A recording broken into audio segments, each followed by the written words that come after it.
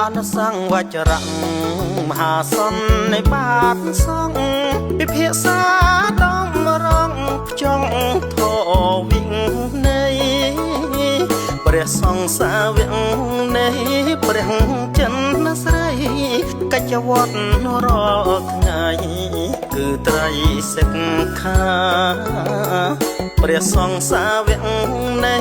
ព្រះចិនស្រីកិច្ចវត្តរាល់ថ្ងៃគឺត្រៃសិក្ខាព្រះពុទ្ធអវាទមាគ៌ាកុណ្ឌលវិសុទ្ធវិសាលប្រសាថ្លៃថ្លាលើសន្តិភាពជ្រាបពេញលោកកាខ្មែរជុំគ្រួសារសុខដុមរមនីផ្លូវសន្តិភាពជ្រាបពេញលោកកាខ្មែរជុំគ្រួសារសុខដុមរមនី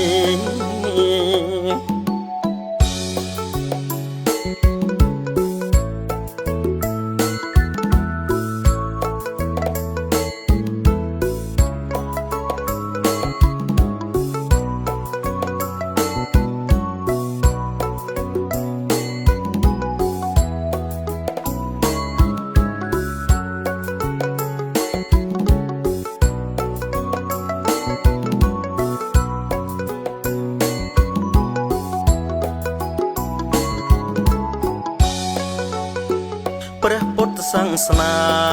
ជាសាសនារដ្ឋខ្មែរច្រើនប្រាកដគោរំបូជារដ្ឋលើកដំកើងច្រើនឥតគណនាសាមគ្គីសាមគ្គីជ្រងបាវចនារដ្ឋលើកដំកើងច្រើនឥតគណនាសាមគ្គីសាមគ្គីជ្រងបាវចនា